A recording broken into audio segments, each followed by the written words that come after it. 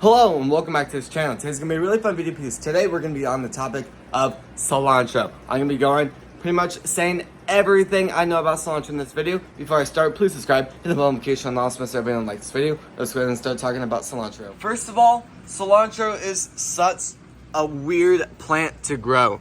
It kind of looks like grass or spinach, but to be honest, the smell this produces is so strong. I mean, this entire room smells like cilantro, which is really funny because I have some really strong smelling plants in here, like basil and bigger basil up there, and it does not smell like it in here except cilantro. Another thing is, cilantro kind of slowly goes good.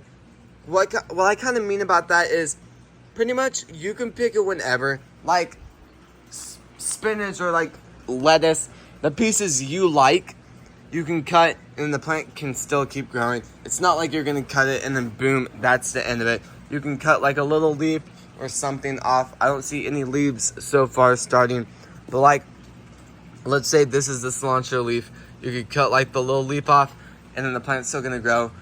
If you cut it at the base of it, yeah, the plant's done with, but still, it still does really, really good.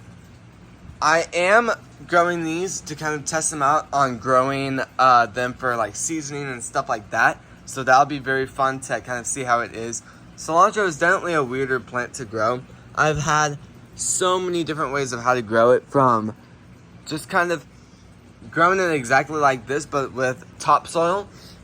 This time I'm kind of putting all my knowledge together, kind of doing the best things that's worked out for me, and that's kind of what I'm doing. The last batch I've done worked really, really good. It ended up being like in this phase or a little bit bigger, and then all of a sudden all the soil on top started to mold. The only thing that kind of really helped it to mold was because I kind of put them down on the soil exactly like microgreens to see if that would kind of help the seeds a little bit more. What I did with this is I put soil on top of it, but I put a very thin layer on top. I probably did a little bit too much on this because you can kind of tell it's kind of crushed the plants on the other ones, but that is still fine. But just cilantro is really fun to grow, and the seeds to get it is really, really cheap. Probably one of the cheapest seeds I've got my hands on. We've actually, of all these seed packs, we got like just 5 like pound stuff, and then we got like a 25-pound bag of cilantro. Just so much cilantro. We have a ton. But what's kind of funny is people kind of taste cilantro different. Some people taste cilantro like how cilantro tastes, and some people think cilantro tastes like soap. So it's not like everyone likes it. It's kind of like a 50-50 type of thing. But once you don't really taste the soap part of cilantro, it's so good with everything. I've actually made homemade chipotle rice, kind of like a TikTok DIY type of thing, and just making it at home and stuff like that. And I ended up coming in this room. When I did my other batches, I ended up getting rid of. I actually took some cilantro from there, ended up putting it in the meal, and I was just like really, really good. Just adds so much flavor, especially when you can pick it that fresh. And what's kind of nice about having like an indoor grow room is you don't even have to go outside. So like, let's say you just don't like bugs, you just don't like the air, I guess, outside and stuff like that. This is so awesome. You can kind of grow everything. It's more like just kind of experimenting with plants, the best way to grow plants for like the future and stuff like that.